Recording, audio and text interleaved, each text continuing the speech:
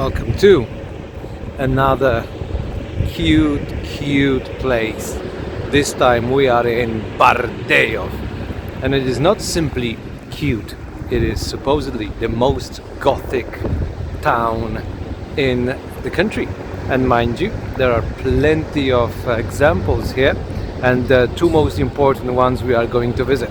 We're going to enter the city hall and the beautiful church, the main church of the city. It has something unique and spectacular, but also the very main market square itself is, I'd say, very Gothic. It has something very particular, which is pretty much lost anywhere else. Well, how real it is, I'll tell you very soon. But first of all, let's get into the thick of it. Let's start our visit by walking the remains of the city fortifications. To be specific, the Barbican, or actually even more specific, one of two. Now where we are right now is the very right side of the maquette. So here, while walking the walls, let me also tell you a bit of the history of the city, because again, it's a copy-paste. After the Mongol invasions, the German colonists come here in the 13th century. They established the medieval city. In the 14th and 15th, it's growing, it's getting plenty of privileges. Most of its income is based on trade of wine to Poland and sold from Poland. In the 15th century, it is so wealthy that it joins the Pentapolitana, what I mentioned in Košice, the union of 5 eastern Slovak cities. Then in the 16th century, it becomes one of the centers of Protestantism, and actually it's so big that here it is that something called Confessio Pentapolitana was written.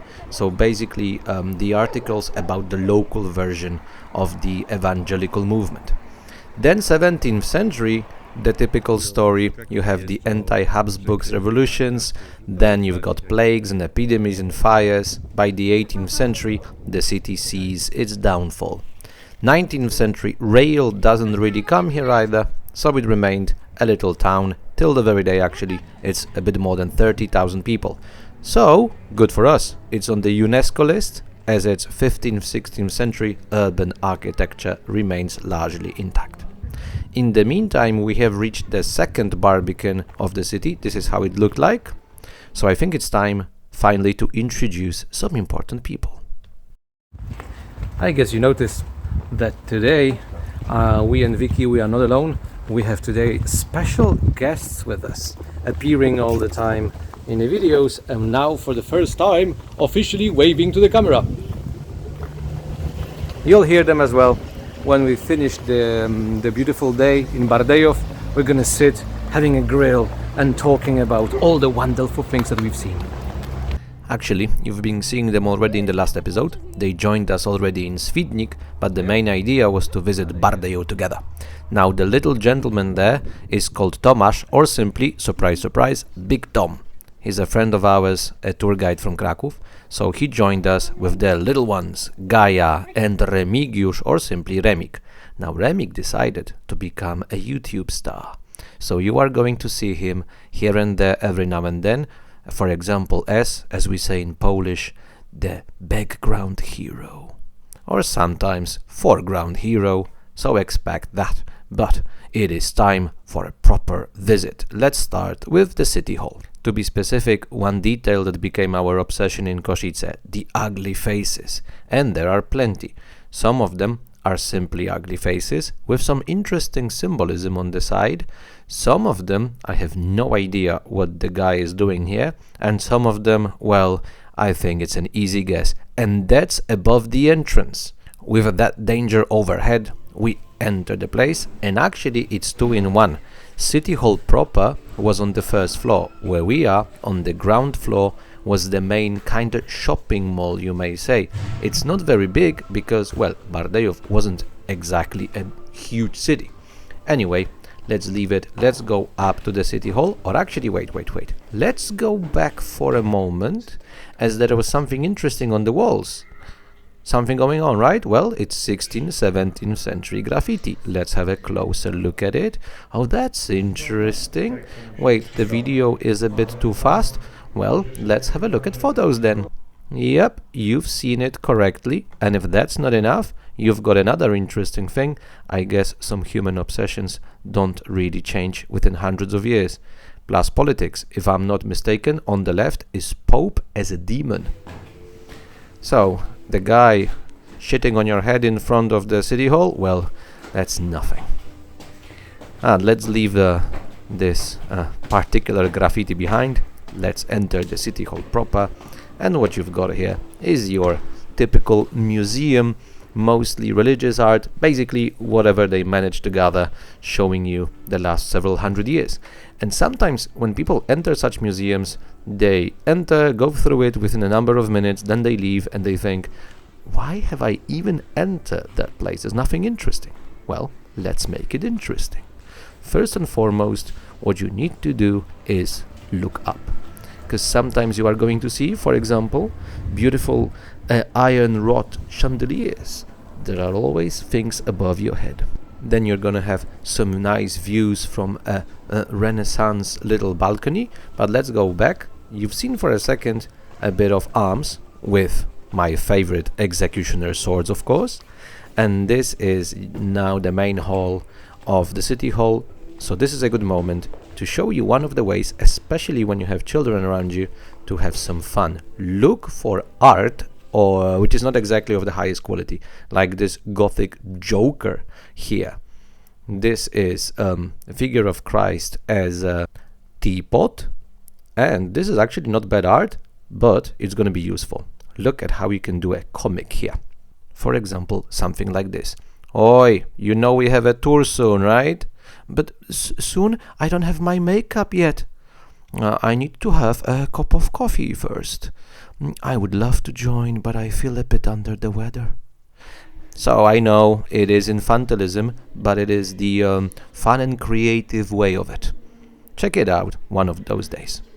Another thing you can do is try to kinda create a chain reaction. For example, here you have one of my obsessions, those huge keys, right? But if you have a key needs a lock, and you've got some very intricate locks here. But next to the locks, you will have the handles that Vicky loves so much, not only the old ones, but the new ones as well. But when you have the locks and the handles, you've got doors, and some doors are beautiful and very artsy, I would say. And the doors are in frames, and frames can be beautiful as well, especially with Latin sentences like justice is the friend of the poor. So those are my tricks to surviving a boring museum visit, and I think, at least with some people, it worked pretty well. But the main highlight is not the city hall. It is the Church of St. Giles. And the very dedication itself already tells you this is something old. That dedication was very popular roughly 1,000 years ago. So here the story begins around the 12th century when the Cistercian order started building the church. Eventually the order left, but the church stayed, and it became the parish church for the city of Bardejov. And when 14th, 15th century the city starts growing and becomes rich, they start investing in their main church. So what you're seeing now is roughly late Gothic architecture. But it's not about the architecture here. It's about what you see at both sides at the columns. You have altars, which is nothing special, to be honest. Pretty much till the very day you're gonna find it in Catholic churches. The thing is though, the altars here are Gothic, which is uncommon because you have Renaissance, Baroque and all the other styles, and very often they started thinking about Gothic art as outdated. So those churches were taken away, trashed somewhere, but usually given to little village churches, and they would become the main altars. And it did not happen here. So you have 11 late Gothic, late 15th, beginning of the 16th century altars standing in their original positions, and supposedly that's a unique thing on a scale of Europe. And it's more interesting still considering that this church for more than 100 years was in the hands of the Protestants, the evangelicals, and they would very often consider that too much art is an obstacle on the way to God. So when they take over Catholic churches, the first thing, very often, they would pretty much dismantle most of the art. And again, it did not happen here. And even if it did happen for a time, then those altars were brought back and put in their original positions. However you look at it, it is unique. So when I refer to this place as living Middle Ages, living Gothic, that's what I mean. And not only the side altars, you've got the ciborium again.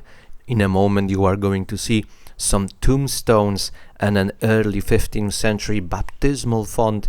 Anyway, what you are seeing here is pretty much the church as people saw it 500 years ago.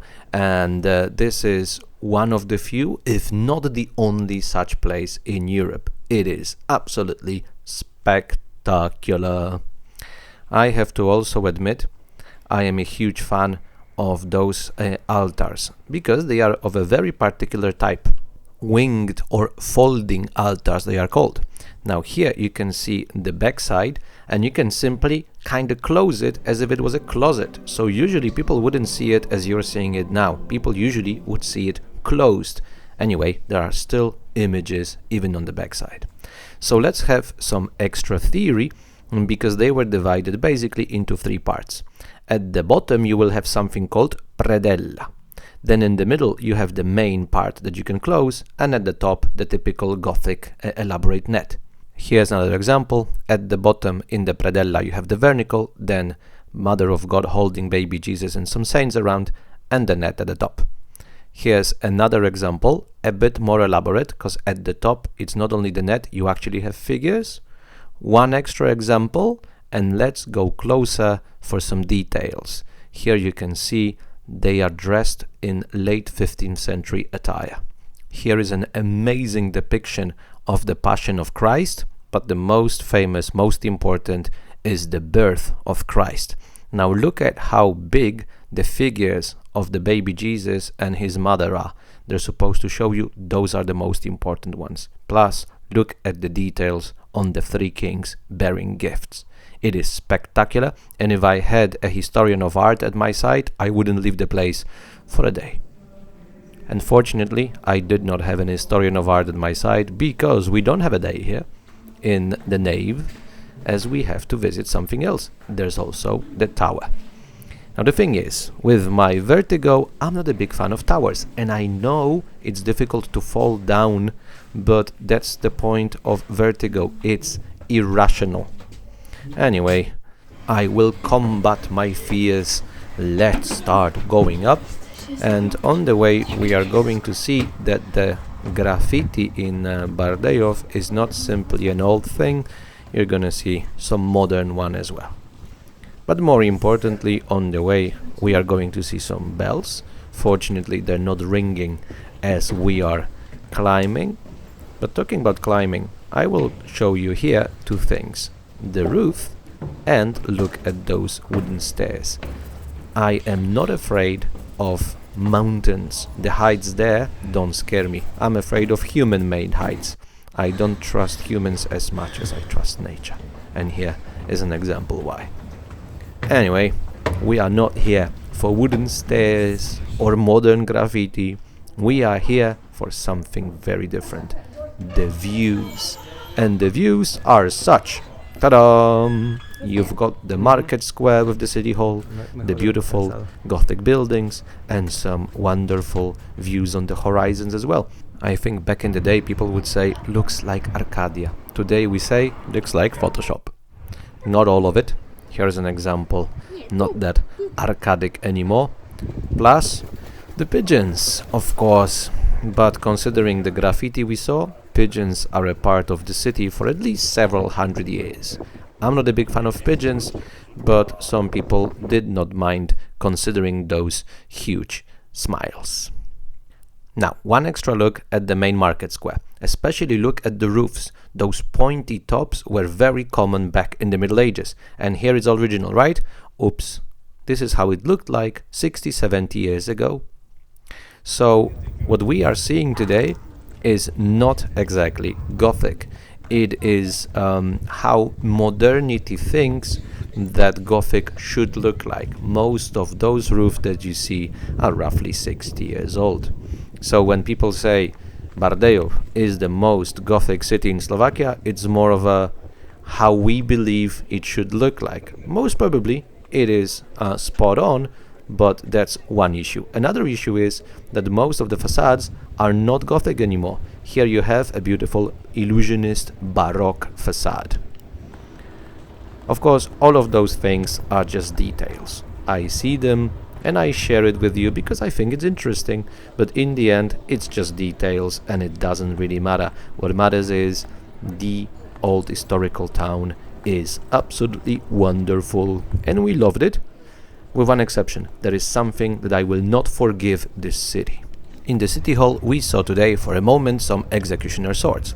Those of you who follow me for a longer time, you know it's one of my obsessions. So let's have one more time image of executioner, sword in his hand, face uncovered, and the executed on his knees position of prayer. And then this is what you find in the old town. What chopping block? What axe? Seriously? And what? Covered face, uncovered torso? It was the other way around. This is some erotic fantasies or something. Do you see an axe here? No, because there were no axes, there were swords. This is what I feel like doing seeing such unhistorical representations. Anyway, Remik had to be executed even with unhistorical axe. And here we could basically finish visiting Bardejov, but I have more obsessions, right? So right off the old town we found something called Suburbium Judeorum. Several times I mentioned already that Jews could not live for hundreds of years within the city walls, and in eastern Slovak cities they would live in one particular place next to the city wall, creating a Jewish suburb. Now most of it was closed, so the topic will come back in the next episode, and the place itself today mostly commemorates, of course, the extermination. And there were plaques with plenty of names, which is fantastic because we're talking about statistics very often. Those are not simply statistics, those are actual people, but also very important, there are names of the righteous, people who were helping the Jews. Now here, try pausing and reading what's written. It's not easy, it acts like a mirror, but it's worth the try. So we're leaving the place, but it turns out Bardejov was full of Hasidism, and when you have Hasidic Jews you have little synagogues, and we found one called Bikur Cholim. We called a given phone number and a gentleman called Cyril Bogol was waiting for us, and he took us to what I think is best described as a time machine. We entered 1929. This synagogue practically has not changed since then. I mean, it was of course renovated, but generally what you see is roughly 100 years old. So first of all you may ask how come it survived Second World War. So supposedly there was a lady who wanted to save the place, so she started living here. And one of those days, for example, the Hlinka guards came looking for Jews. She started beating them with a broomstick, telling them to get out. It's her private property now, there are no Jews, get out. Now I don't know if this is real or an urban legend, but the story is fantastic. But today for us more important is Sir Cyril himself. So when it comes to the war, roughly 4,000 Bardejov Jews were sent away to the camps, only 300 came back after the war. Many started leaving already during communism. The last 18 families were here in the 90s, and supposedly the last family left roughly 15 years ago. If I understood right, Cyril was neighbor of the last family, and they told him if he could just for a year or two take care of the synagogue. Well, the Bratislava Jewish community was supposed to help, but Bratislava is far away and they have a whole country under their custody, so in the end a year became more than 15 and the gentleman is still here. What's the curiosity? He's not even Jewish, he is evangelical, and that doesn't matter. He still keeps an eye here, not only on the synagogue proper, but also on what's behind. What's behind is Hogwarts. I think that's the best way to describe what you're seeing right now.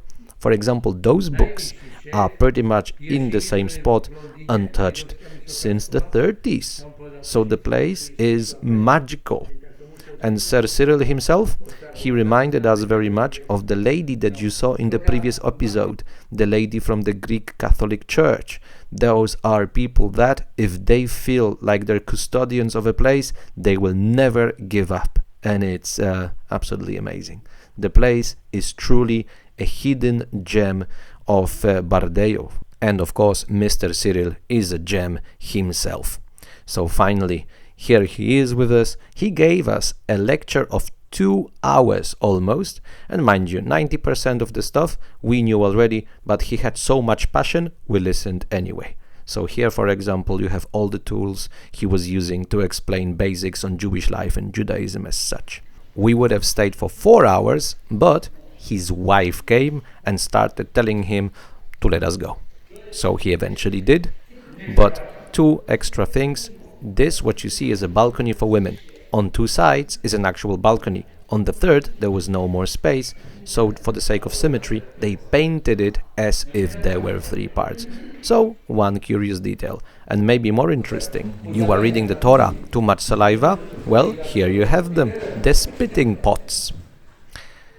Anyway, let me show you finally some faces of pre-war Bardejov Jews. Now, those people, of course, are gone. But there is Mr. Cyril still here. So if you can, come to Bardejov and see the synagogue while Mr. Cyril is still guarding it, because when he is gone, the last tzaddik of the place will be gone as well. But let's not end on such a note. Now I mentioned Hasidic Jews, they love music, so let's end it musically. You can hear the bells, and what you see here is a little corner devoted to the Beatles. So it's not only music in terms of audio, but it's also music in terms of visuals. And if that's not enough, they also have nearby a fountain with obviously water and some extra music. So I guess the best option now is just to enjoy all the goings on.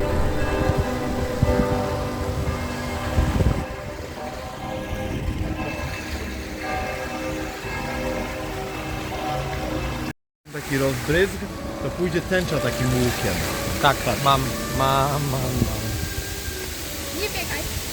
No?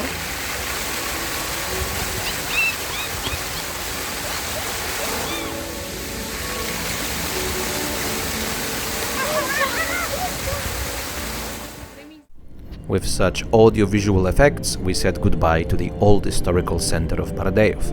Now you should not drink water from the fountain there, but turns out, several kilometers out, there is a place with water that you should drink. And maybe there's some interesting history behind the place as well, so as there was still a bit of afternoon left, we decided with Remik to go and check it out. Now, to finish off the beautiful day, we are strolling down a little park, but not simply a park as it is a park in a spa. Turns out there are plenty of places in Slovakia called kupele, so those spa towns. And mind you, there are plenty, which is kind of ironic considering that we haven't visited any, because as plenty as they are, they were not on the way, wouldn't have time. Well, finally, now we have time, we have the opportunity. As turns out, Bardejov, only 5 kilometers out, has its own little spa town. And I have to say, it is rather cute. There are plenty of nice hotels here, quite a lot of people, some very good ambience. But let me tell you that not all places in Slovakia have such luck. So let's magically go to another spa town close to Bańska Bystrica. Suddenly we are magically in a different place called Korytnica. So here's another typical little spa town. Well, actually not typical, because this spa is practically completely abandoned. Now mind you, 19th century, it used to be very important. Francis Joseph. So let me use the proper German name here, Franz Joseph, the Emperor of Austria and King of Hungary himself, used to stay here. I think actually the gentleman was rather sick, because wherever you go to any spa here, Franz Joseph was there as well. Anyway, sick or not, Ludowit Stur also spent some time here. So it used to be an important place until actually very recently. So it turns out the downfall started late 70s, beginning of the 80s. So it's only 40 years ago. And to be honest, when you walk around here, it seems like forever. And it is actually a very curious issue that such places do draw you kind of like a magnet sometimes. And I don't know why. Maybe because, well, you kind of see the power of nature. Only 40 years and it's completely taken over by the forest, really. Or maybe because we like to see our civilization in ruins. There's actually some kind of type of tourism nowadays called the dark tourism. So people go, for example, to abandoned towns. I think the most famous of those dark tourism places is the famous Chernobyl. Been there as well. Anyway, it is kind of sad, really, walking around here, thinking what it used to be, what it might have been, and supposedly there's actually some people who are investing. So, for example, there are a couple of places where you can, like little sources where you can get water. So those places, they are like little gazebos, have been recently reconstructed. But if anybody is investing here, and there's supposedly a guy from France or something, well, you can't really see it when you walk around today. So it is sad indeed. And sad or not, I did want to get into one of those places to actually walk around something that's usually very luxurious, now to see it in an abandoned way. But I saw one of the roofs and I thought, you know what, I don't want to spend my time in Slovakia with broken legs in the hospital, so maybe not. But people do come here not only to record but to leave some graffiti behind. So now, my dear children, close your eyes please.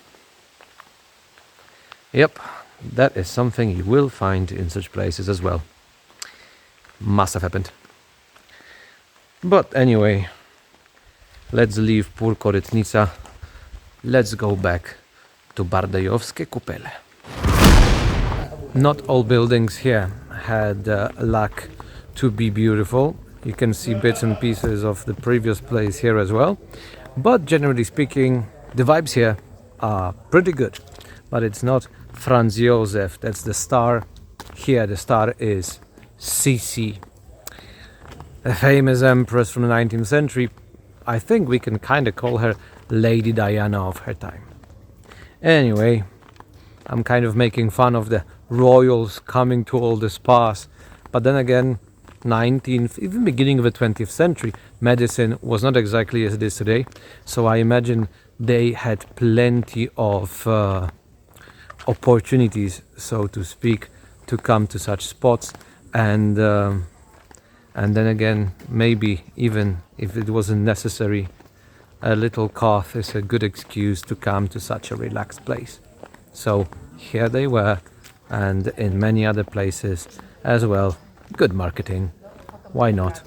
But we are going to leave the beautiful spa town of Bardejovskie Kupele, and we're gonna go to do something which is definitely not healthy. Time for a grill.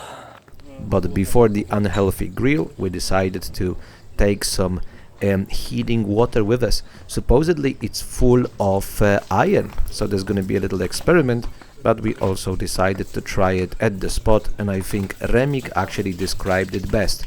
He described it as blood mixed with salt.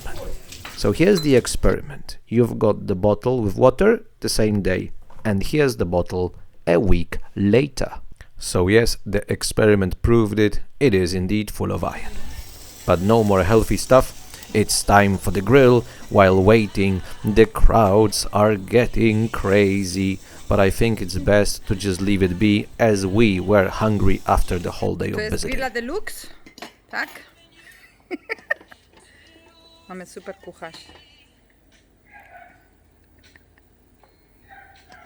Let me tell you, at this table there was hardly any conversation. Everybody was so hungry after the whole day. But talking about conversation, let's have an interview. No dobra, to po tak długim dniu powiedz nam, co Ci się najbardziej podobało. Najbardziej mi się podobała wieża w bazylice. Co Ci się najbardziej tam podobało? Najbardziej mi się podobały te widoki. A czego się obałaś? Czy to, że wysoko, czy czegoś innego? No, troszkę mnie gołębie rozpraszały i A wejście było gorsze, czy zejście z wieży? zejście. Coś jeszcze było dzisiaj ciekawego poza zwiedzaniem?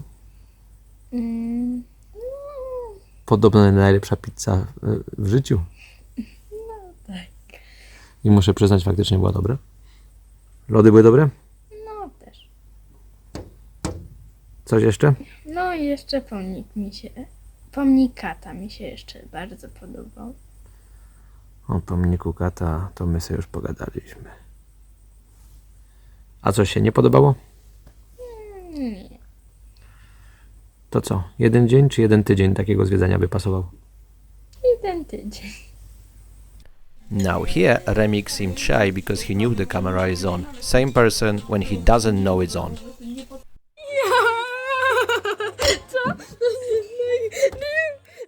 So, that's that. But I also have to add, if it's grill, it's beer. If it's beer, it's craft. Fortunately, there is craft beer in Bardejov as well, which is historical. This tower was in the hand of the Brewers Guild, and only the most important guilds had towers in their care. So, that was the end of the day, and in theory, it should be also the end of the episode. But you heard Remik, he wants a week of sightseeing. Unfortunately, we didn't have a week, but we managed to scramble some extra hours the next day.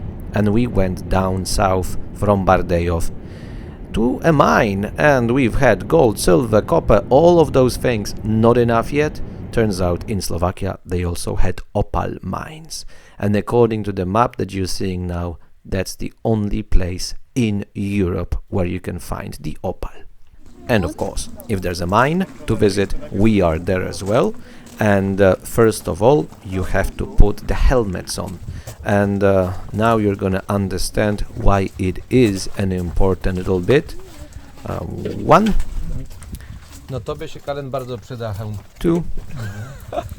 And I know I shouldn't be laughing of other people's misery, but hey, it's not misery. He had the helmet on, and by the way, fits him like a glove. So, my dear friends, for the future, helmets are super important. Anyway, that was not the misery. The misery was, it was unfortunately by far our most boring visit in a mine in Slovakia. In theory, we had the audio system, but the guide would talk only during stops, and the group was so big that during those stops you couldn't see anything anyway. So very often people assume that such a travel vlog, the idea is I can visit the world without leaving my home. My idea is to actually convince you to visit those places if you can. But here's one of those exceptions. I visited this place, so you don't have to. Plus, in the little museum on the side, there was hardly any information about it, which is a pity, as it turns out, it's one of the, if not the most important precious stone, already known, for example, to the ancient Romans, although they would have to bring it all the way from India. And supposedly the very name of the stone, opal, comes from Sanskrit. Then Middle Ages, you would find a bit of it in today's Romania or Slovakia, so in the Hungarian kingdom, but in the Middle Ages it was ambivalent. On the one hand, opalization, so it would have several different colors. People believed that if you start putting it to your eyes, it will cure all the eye illnesses. But on the other side, they believed that if you hold it in a particular way, wrapped in some particular plants, it will give you invisibility. So it became the precious stone of thieves. It started getting this kind of vibe that it's evil eye or something. Anyway, that did not prevent people from mining it, and actually the first document here around where we are is rather late, is late 16th century, but the true golden age of the mines here is the 19th, when they started creating the shafts and mines we are visiting today. And of course the most important precious opals were sent to Vienna, as it was the time of the Austro-Hungarian Empire, and you can see some huge beautiful opals today in Viennese museums. But then comes a huge blow. Late 19th century they found opal in other parts of the world. Supposedly, for example, in Australia they could, as they found it in sand dunes, they could within 20 minutes extract as much opal as here in a month. So that competition pretty much killed off the trade here, and 1922 the mines of opal were closed. But supposedly even 30-40 years ago there were people still here rummaging, trying to find some opals, as they were not fully depleted. As to the way the opal is created, of course I have no idea, but there was a place with some information. So here I'm gonna put up some boards and examples of stones we found in a different place. So if you wish, of course, you can just pause, read a bit, but best is, if you're interested in details, go to the internet, find information. Hopefully you're gonna understand it better than I do. Of course, what I'm showing you right now are not the most precious ones, but it's examples, and of course it's interesting. Now going back to the mine, well, in the end, I think I mentioned in Banska Štravnica already, I just like mines for the sake of them being mines. The fact that there were people working here for several hundred years is simply astounding. So when I say it wasn't the best visit we had in Slovakia, yeah, but still we had fun. Although it is kinda sad that the highlight of the visit was this.